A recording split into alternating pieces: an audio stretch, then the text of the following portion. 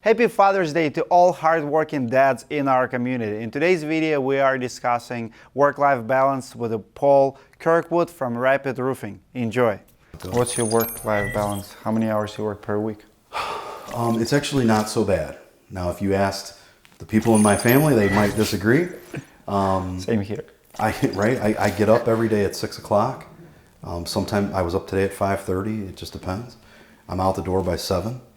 And a lot of days I don't get home till 7. So I'm putting in about 12 hours a day. And that's just physically out of the house. Once I'm home, the phone still rings. Bill and I talk every night when he leaves here. Could be 6:30, could be 7:30, depends on what. And we talk for about a half hour.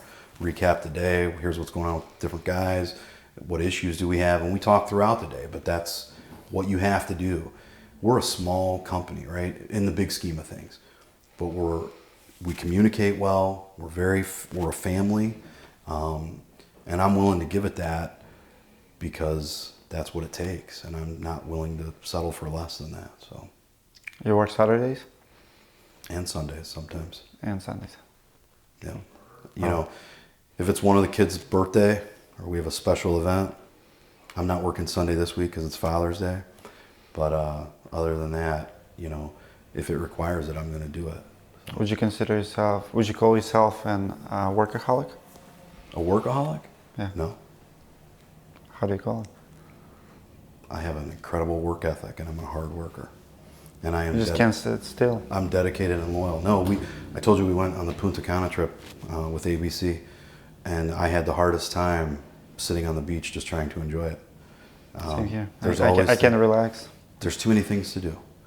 And, you know, sometimes when I get And it's home, not greed, it's not money. No. And somebody said to me, so what's moving you? Like, because I have the same problem. People tell me all the time, like, I run my business, it runs itself, Sure. but I have bigger vision for roofing insides. Sure. So I'm trying to be focused on roofing insides.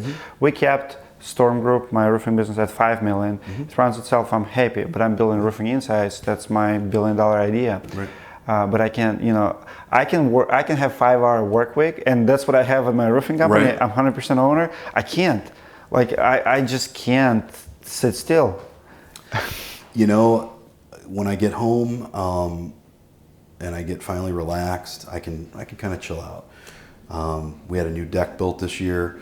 I got a TV out there, a hot tub. I'll go out there and I'll sit and I'll just watch TV in the evenings till I get eaten up with mosquitoes. But when I'm working, and if something comes up, I'm working. And it's not a workaholic or anything like that. I am dedicated to my family, my children, everything.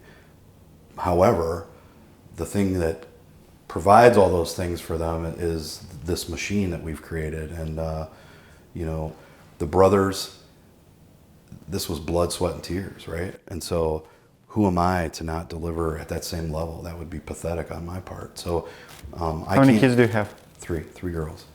And I can't come in here and ride the hard work and not perform at that same level. That would be unacceptable.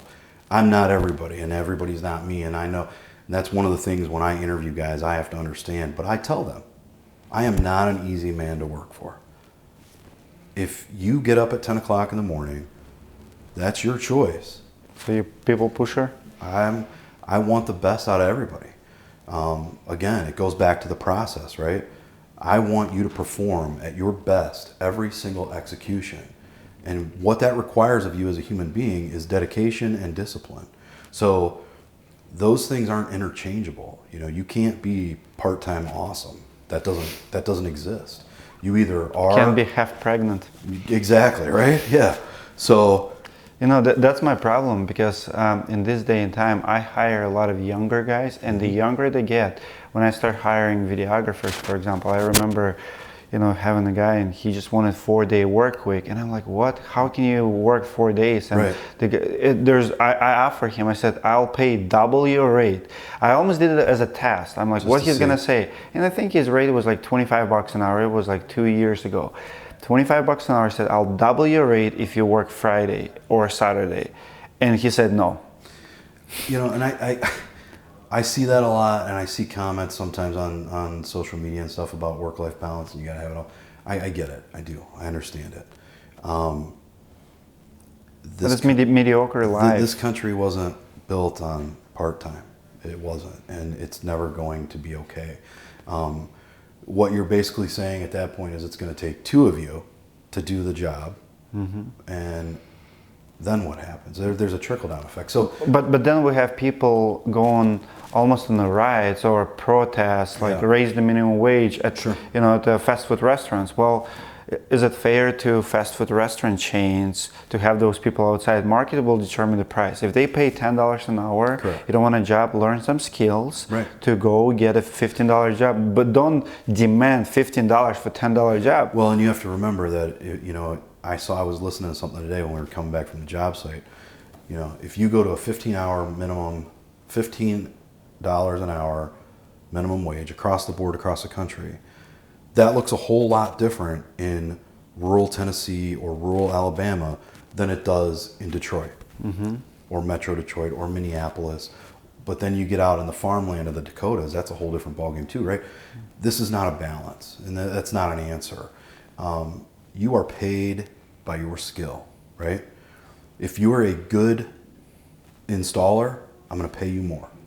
If you are a good salesman, you're going to make more. If you are a great social media manager, I'm going to give you a bigger cut.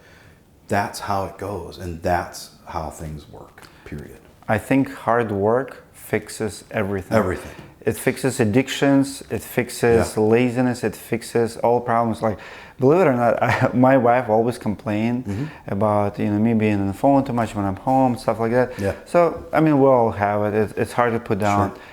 But then every once in a while, I feel I'm lazy. And I tell my wife, baby, everybody thinks that I work so hard. And I'm like, I don't think I work hard enough. When I see where I can be, when I see guys who, Jeff Bezos and stuff like that, when I see guys who, like Mark Zuckerberg or Steve Jobs, who wear the same jeans and shirts so that they don't spend time shopping. I have time to shop for my clothes. I'm going to CrossFit gym twice a day. I don't think I work hard enough. I don't know. Maybe you need to work harder. I know, right? Can you teach work ethic? No, you can't teach it, but you can show it by example. And I think that's probably one of the things that is an advantage. There's nobody in this office right now. We could walk around this place and everybody is working. Production manager, when I came back from lunch, was stacking shingles on a pallet out back.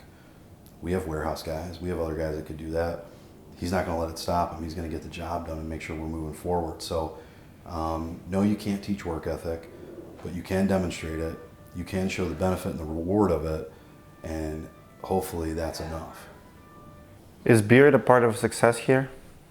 I think a beard is part of success anywhere. We all have beards. That's a fact, except for Dave. Dave doesn't have a beard. A funny story about years ago when I came here to interview, I shaved the morning I came in. And I came in and I sat down, and these two big burly guys came in with beards, and I was like, son of a gun. There's something to be said about, we talked earlier about, in Ukraine, you're expected to have a certain appearance, right? I don't ever want my sales guys to show up at a job in khakis, clean press, not dirty, right? We're getting in attics, we're getting on roofs, we're doing dirty stuff. Take your manliness to the max, is what I say. Grow the beard, do your thing. Go get dirty early in the morning. Right? Show up a little sweaty at the appointment. Yeah, but it happens. Have them. Right, but it happens. I can remember a couple years ago, I was in a house. The house was 6,000 square foot. And so the lady shows me where the access to the attic is, and it's in the bathroom. And so I get up in there, and this thing is poorly ventilated, right? And it is screaming hot in there. And at the time, I wasn't wearing these button-up Carhartts. I was wearing polos. And so I'm cruising through the attic, doing my inspection, taking my photos, doing everything. And by the time I got back, my head was soaked, my T-shirt was soaked, my polo was soaked. I took that thing off before I even got through the hole and threw it down. I remember it hit that tile floor and went, because it was so wet. And that's part of the job. We don't wear suits and ties, right? But we can act and conduct ourselves like we are that professional. And that is what should be happening in the roofing business. How many employees do you have? Right now we have about 17, and there are probably another 8 that haven't come back yet. We did a staggered rollback, even with our salespeople. So some of the things that we were seeing in April out in the field were bothersome, and we weren't real sure exactly where we were going to navigate. So we kind of held off and kept everybody on the sidelines, and the 3 of us ran leads. And then we started bringing everybody back in May, piece by piece by piece. Our office staff is just now back to full time this week. Again, we were virtual, so we had the ability to really, on a dime, make a change. And I think in any business, and especially in this one, where you are so accustomed to being at a table with someone talking, you got to be able to turn on a dime. And the next whatever that happens that throws things into whack, you better be able to adapt and change, or you're not going to make it. Oh man, did you think of any gift or anything, David? So here's what I want to do. Father's Day is Sunday, right? Yep. And so I want to see the best dad joke that these roofers can come up with in the comments. And then I will give the hour of my time, and the gift part is going to be a surprise because I haven't quite figured that part out. But I will give an hour of my time consulting and talking to someone, and all you got to do is come up with the best dad joke, and we'll kind of go from there. Awesome. If you guys enjoyed this interview, comment below your best dad joke. The winner will be picked by Paul, and he will consult you for an hour, and he'll have special gift for you as well.